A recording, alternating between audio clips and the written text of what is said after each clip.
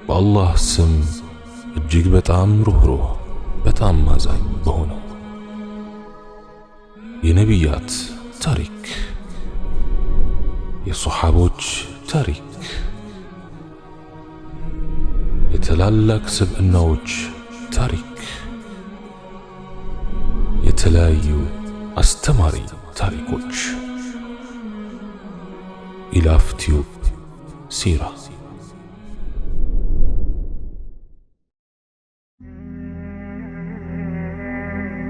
ቢስሚላህ اللهم لك الحمد كما ينبغي لجلال وجهك وعظيم سلطانك، والصلاة والسلام على حبيبنا رسول الله وعلى آله وصحبه ومن والاه. السلام عليكم ورحمة الله وبركاته. ሸቀጥ የጫነች መርከብ ላይ ሆነን አንድ ራቅ ወዳለ ስፍራ ጉዞ ላይ ነን።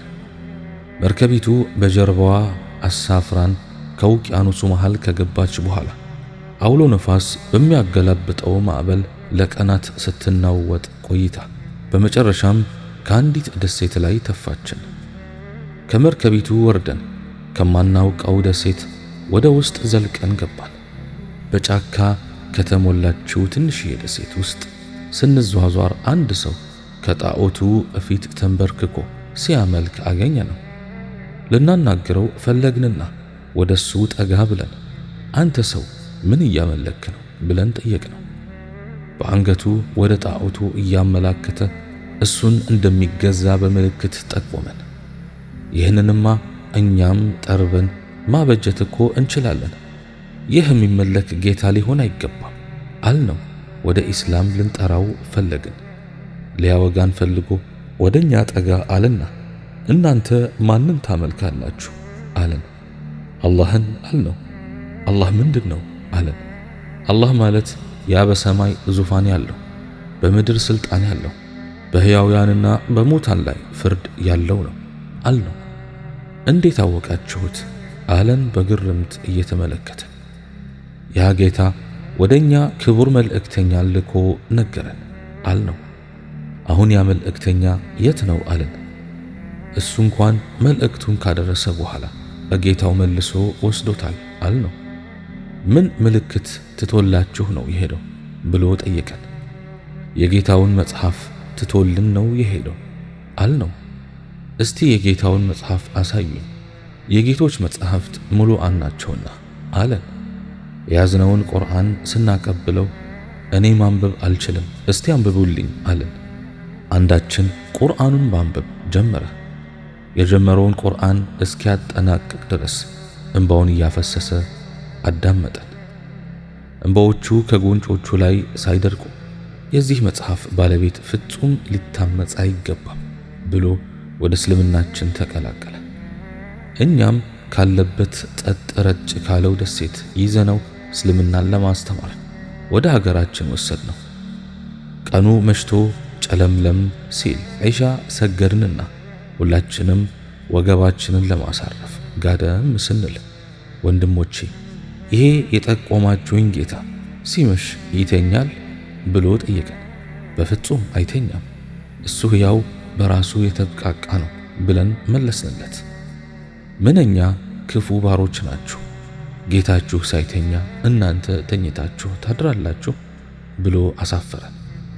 መሠረታዊ ሕግጋቶችን እኛ ጋር ሆኖ ከተማረ በኋላ ወደ ቀድሞ ደሴቱ ሄዶ ኑሮውን ጀመረ። እኛም ከዓመታት በኋላ ሸቀጣችንን ጭነን ከደሴቱ አቅራቢያ ስናልፍ ሰለምቴ ነውና የሆነ ስጦታ ልንሰጠው ገንዘብ አሰባስበን ወደ ደሴቲቱ ገባን። ያሰባሰብንለትን ገንዘብ ስንሰጠው ምንድነው ይሄ አለን በግርምት እየተመለከተን። ለአንዳንድ ነገር ይጠቅምሃል አልነው። ላኢላሃ ኢላላህ ያልተከተላችሁትን ጎዳና እኮ ነው ለኔ የጠቆማችሁኝ። እኔ ለዓመታት እዚህች ደሴት ላይ ከአላህ ሌላን አካል እየተገዛው አላህ ረዝቆኛል። ታዲያ ዛሬ እሱን እየተገዛውት ይረሳኛል እንዴ ብሎ አንገታችንን አስደፋን። እኛም ትተን ሄድን። ከዕለታት አንድ ቀን ይህ ሰው ከደሴቷ ላይ አስታማሚ በሌለበት ሞት አፋፍ ላይ መሆኑ ተነግሮኝ ብቻዬን ወደዚያች ደሴት አቀናሁ። እሱ ጋር ስደርስም ምን ያሰኘሃል ብዬ ጠየቅኩት። አንተን ወዲህ ያመጣህ ጌታ የሚያሰኘኝ አሟልቶልኛል አለኝ። እኔም ወገቤን ላሳረፍ ከጎኑ ተጋደምኩ። በህልሜም እዚያ ደሴት ላይ ቀብር ተመለከትኩ። ከቀብሩ ላይ እልፍኝ ይታያል። ከእልፍኙ ስር በተዘረጋው አልጋ ላይም ታይታ የማትጠገብ እንስት ተቀምጣለች። እኔን ስትመለከት እባክህ ወዳጄን ጥራልኝ፣ ናፍቆት ገደለኝ አለች። ይህን እንዳየው ነቃው። ዞር ብዬ ወደ ሰውየው ስመለከት ሕይወቱ አልፋለች። አስክሬኑን አጣጥቤ ቀበርኩትና መሬት ሲጨላለም ተኛው። ያንን እልፍኝ ዳግም በህልሜ ተመለከትኩም። ያ ሰውም ከእንስቲቱ ጋር ሆኖ የቁርአን አንቀጾችን እየቀራ ነበር። አጂብ! ኢላሂ ኻቲማችንን አሳምርልን። ነቢያችን ዓለይሂ ሰላቱ ወሰላም ምን ይላሉ? በሰውነታችን ውስጥ አንዲት ሙዳ ስጋ አለች። እርሷ ከተስተካከለች ሰውነት ሁሉ ይስተካከላል። እርሷ ከተበላሸች ሰውነት ሁሉ ይበላሻል። እሷም ልብ ናት። ቡኻሪና ሙስሊም ዘግበውታል። ልብ በስድስት ነገሮች ትበላሻለች። አንደኛ ተውበት በመከጀል ኃጢአትን መዳፈር። ሁለተኛ ዒልም ወይም ዕውቀት ኑሮት አለመተግበር። ሶስተኛ ስራን ያለ ኢኽላስ መስራት። አራተኛ የአላህን ሪዝቅ ወይም ሲሳይ እየበሉ አለማመስገን። አምስተኛ የአላህን ቀደር ወይም ውሳኔ አለመውደድ። ስድስተኛ የሞተን ሰው እየቀበሩ አለማስተንተን። ሙት ልብ ለአላህ ትዕዛዝ ዝግ የሆነ ነው።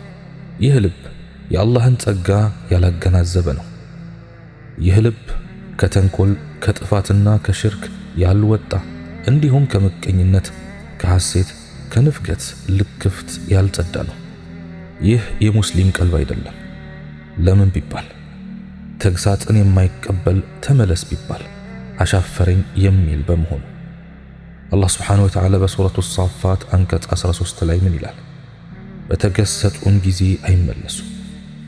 የአላህን ትዕዛዝ ጥሶ የአላህን ቁጣና ቅጣት የሚጋብዝ በምድሪቱ የጥፋት ሰራዊት የሆነ ለአላህ ትዕዛዝ የሞተ ሰይጣናዊ ጉትጎታ ለነፍስያ ያጎበደደ ሞገደኛ ልብ ነው ሙት ልብ ማለት። አራት ነገሮች ልብ ይገላሉ።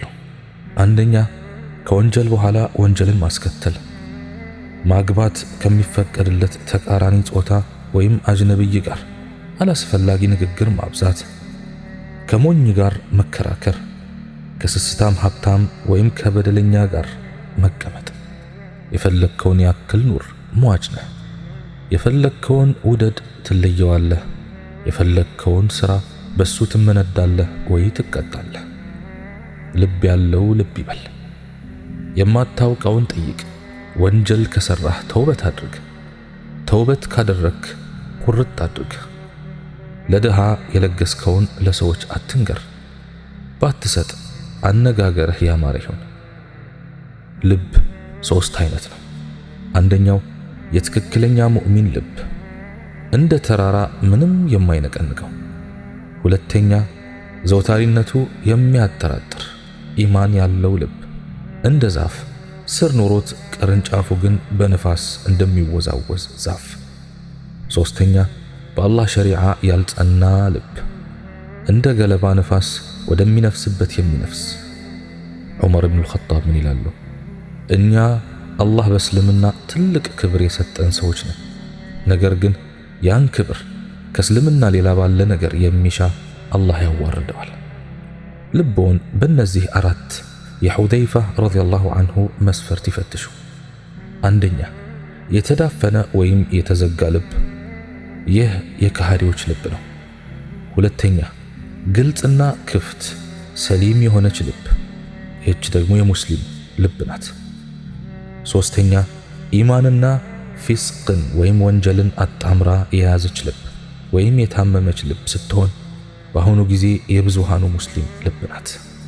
ልቦ በኢማን ብርሃን እንዲሞላ ጠግበው አይመገቡ፣ የማይረባ ጓደኛ አይያዙ፣ ትንሽም ብትሆን ኃጢአቶን አይርሱ፣ በባዶ ምኞት እየዋለሉ በዱንያ ሙሐባ እየማለሉ አኺራውን አይዘንጉ። ጀነት ነፍስ በምትጠላቸው ነገሮች ተከባለች።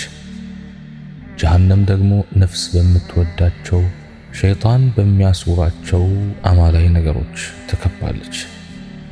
በብዙ ሁኔታዎቻችን ከአራህማን ይልቅ ለሸይጣን የቀረብን፣ አይኖቻችን፣ ጆሮዎቻችን፣ እጆቻችን፣ እግሮቻችን እንዲሁም ምላሳችን ለሸይጣናዊ ተልእኮ ይሰሉ ናቸው።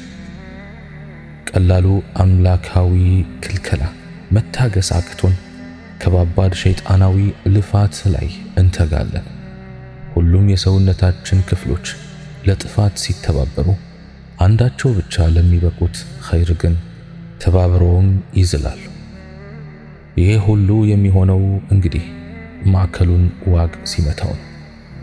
ቀልብ በሽርክ በቢድዓ በስሜት ለሙስሊሞች በምታረግዘው ክፋት ከተበከለች ታማ ታውካ አመርቅዛ ትሞታለች። ታዲያ ቀልብ ስትሞት ሞቷ ለኸይሩ እንጂ ለሸሩማ ኢንኩቤተር ትሆናለች። ክፉ የሸር መፍለቂያ ብቻ ህይወቷ በኢማን ካልኩሌተር ሲሰላ ያለ ኢማን ህይወት የለምና ሞታለች። የምር ሞት። ከዚያማ ቀልብ ተበላሽታ ሌላው ሰውነት ምን ጤና ሊኖረው? የአካል እንቅስቃሴ በሙሉ ደመ ነፍሳዊ ይሆናል። ተንቀሳቃሽ ሞት ግድግዳ የተጠጋ እንጨት ሆኖ ህይወት እንዳለው ያስባል። ከዚህ በኋላ አይንም አይን ጆሮም ጆሮ አልሆነም። የሰማያትና የምድር አፈጣጠር የሌሊትና የቀን መተካካት ለሱ ከታክሲዎች መተላለፍ መጸዳጃ ቤት ደርሶ ከመመለስ ብዙም ልዩነት የለውም። ችግሩ ከማዕከሉ ነው። አላህ ሱብሓነሁ ወተዓላ ይላል አዑዙ ቢላሂ ሚነ ሸይጣኒ ረጂም أفلم يسيروا في الأرض فتكون لهم قلوب يعقلون بها أو آذان يسمعون بها فإنها لا تعمى الأبصار ولكن تعمى القلوب التي في الصدور ለነርሱም በነርሱ የሚያውቁባቸው ልቦች ወይም በነርሱ የሚሰሙባቸው ጆሮች ይኖራቸው ዘንድ በምድር ላይ አይሄዱምን? እነሆ አይኖች አይታወሩም፣ ግን እነዚያ በደረቶች ውስጥ ያሉት ልቦች ይታወራሉ። ሱረቱል ሐጅ አንቀጽ 46።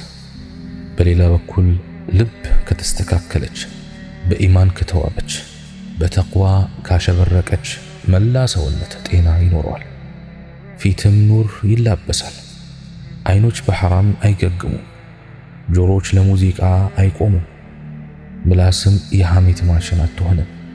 ከውጭ ሙስሊም ያልሆነ ገጽታ እየተስተዋለ ምላስ ዋናው ልብ ነው እያለች አታሽካብጥም። ማዕከሉ ነቅቶባታል። ልብ ስትስተካከል እውነተኛ ማንነት ይገኛል። ከውስጥም ሙስሊም ከውጭም ሙስሊም በሐያ የለሰለሰ በውጭ ገጽታው ያልተኮፈሰ በልቡ የመጠቀ ከንቶ ፈንቶ የራቀ ልዩ ስብዕና። አቡበክር ስዲቅ ረዲየላሁ ዐንሁ ከሌሎች በተለየ የላቁት በሶላትና በጾማቸው ብዛት አልነበረም። ይልቁንም ልባቸው ውስጥ በጸደቀ ነገር ነበር። ኢማን፣ የቀልብ ልዩ ክብር። ባጭሩ ጥፋታችንም ልማታችንም ከልብ ጋር የተሳሰረ ነው ማለት ነው። ታዲያ እኔና እርሶ የቱ ጋር ነን? ሰገነት ወይስ ጫማ ተራ ነው ወይስ መሃል ሰፋሪ? በሌላ አነጋገር ልባችን ጤነኛ ነው? በሽተኛ ነው ወይስ ሞቷል? ለካ ይህንንም ለማወቅ ልብ ያስፈልጋል። አላህ ሱብሓነሁ ወተዓላ እኔ በተናገርኩት እናንተም በሰማችሁት የምንጠቀም ያድርገን። ሱብሓነከ አላሁመ ወቢሐምዲክ አሽሀዱ አን ላ ኢላሃ ኢላ አንተ አስተግፊሩከ ወአቱቡ ኢለይክ وآخر دعوانا أن الحمد لله رب العالمين والسلام عليكم ورحمة الله وبركاته.